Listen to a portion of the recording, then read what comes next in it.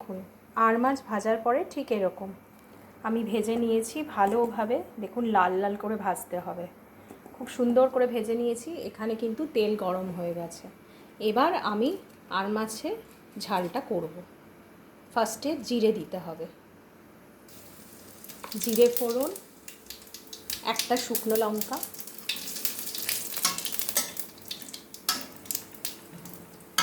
এরপরে আমি দেখুন এখানে আদা রসুন পেঁয়াজ টমেটোর পেস্ট করে রেখেছি, এইটা দিয়ে দেব।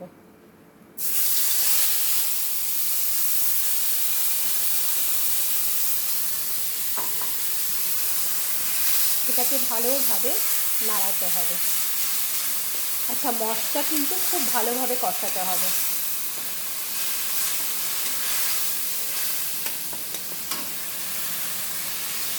ভীষণ ঝালের একটা ফ্লেভার আসছে, ঝালটা নাকে ঢুকে যাচ্ছে মনে হচ্ছে। বেশ অনেক কটা লঙ্কা দেওয়া হয়েছে এটাতে, 2-3টে।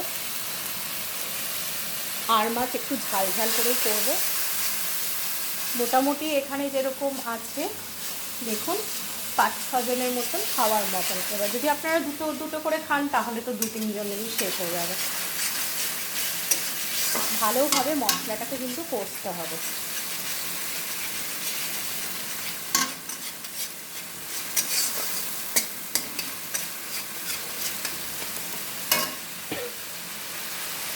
এত ঝাঁজ লাগছে, কাশি হতে শুরু করে দিয়েছে।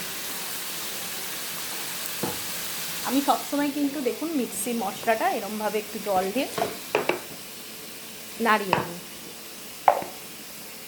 এবার এই জলটাই আমি দিয়ে দেবো, মশলার জলটা।